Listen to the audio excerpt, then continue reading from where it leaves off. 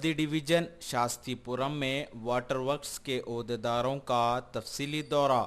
इस बल्दी डिवीजन में पीने का पानी ना होने से अवाम काफ़ी परेशानियों का सामना कर रहे हैं।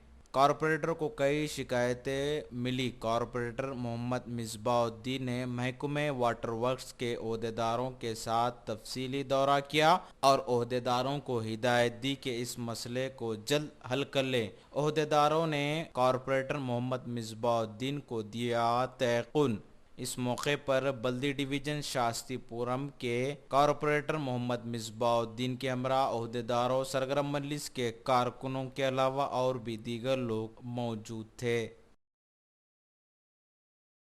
हमारे सदर मोहतरम अलहाज बैरिस्टर असदुद्दीन साहब की हिदायत पे हम आज यहाँ पर शास्त्रीपुरम रिजर्वायर के पास आए हुए हैं।